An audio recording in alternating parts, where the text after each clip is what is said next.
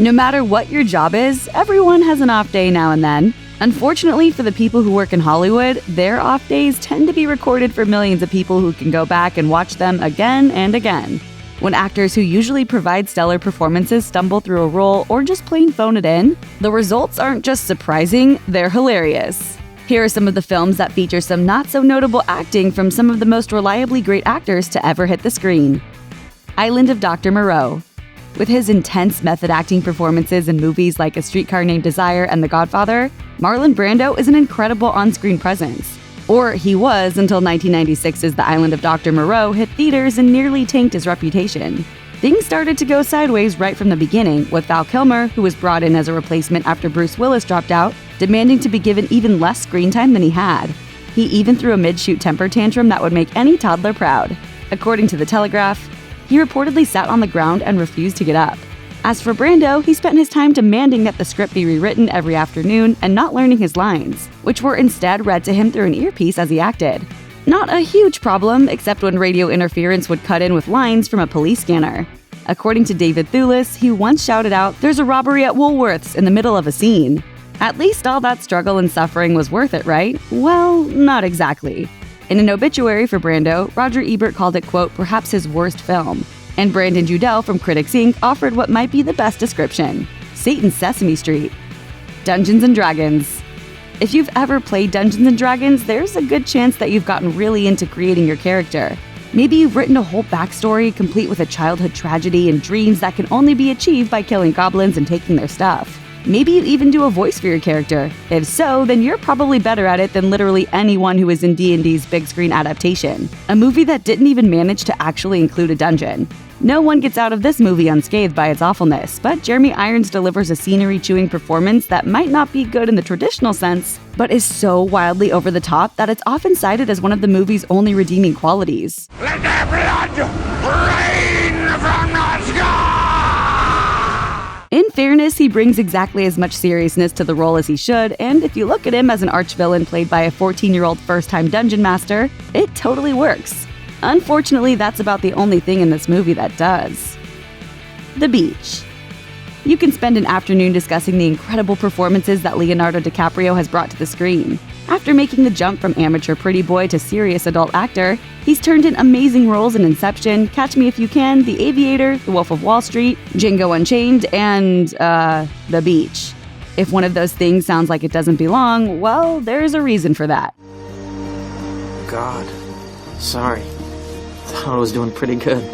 The Beach won't make any list of Leo's best movies, even though the setting is a gorgeous exotic paradise we wouldn't mind being stranded in, as long as we were far, far away from its horrible acting. Watching a cast this talented fail at making any of their emotions seem convincing would ruin a vacation no matter how beautiful the scenery was. The nicest thing CNN's Paul Clinton could say about the actors was that, quote, everyone has a lovely tan.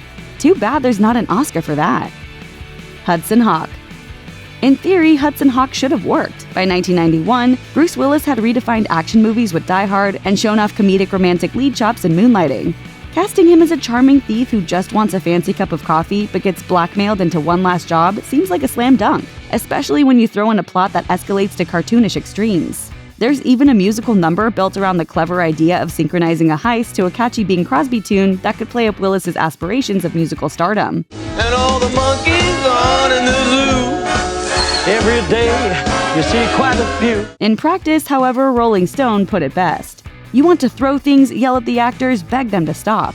The slapstick cartoonishness of the movie makes it nearly impossible to get a handle on the tone, or even the basic consequences of characters' actions. To make matters worse, Willis's everyman charm comes off as self-satisfied smugness, making him easy to hate. While the cast is full of great performers like Andie MacDowell, they seem like they're suffering just from being there, and want to share that pain with the rest of us. That bit with swinging on a star is pretty good though, especially compared to Willis's other attempts at music. North. You'll be forgiven if you've forgotten about 1994's not-so-classic North, starring Elijah Wood. It's about a boy who's on a search for the perfect parents, and there's a huge cast of stars, including Julia Louis-Dreyfus, Jason Alexander, Bruce Willis, Jon Lovitz, Dan Aykroyd, Reba McEntire, you get the picture. Unfortunately, the final product makes it look like all these stars were hired without realizing just how offensively stereotypical their roles would really be. And once they read the script, they just wanted to get it over as fast as humanly possible. Roger Ebert said it best. I hated this movie. Hated this movie.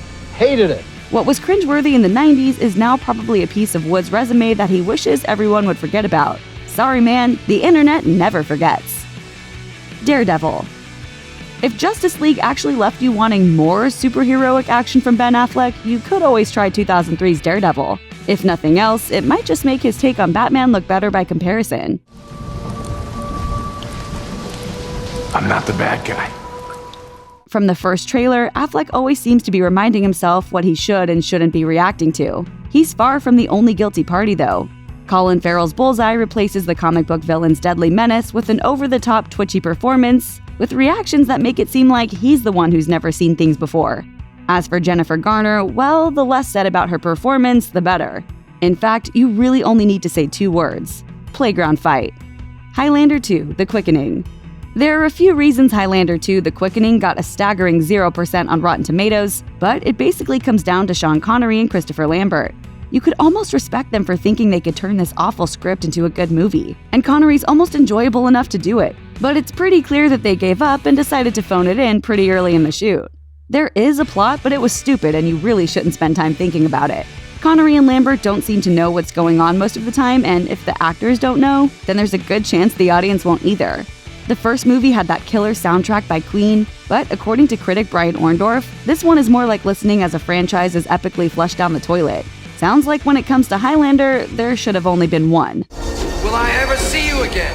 Who knows, Highlander? Thanks for watching. Click the grunge icon to subscribe to our YouTube channel. Plus, check out all this cool stuff we know you'll love too.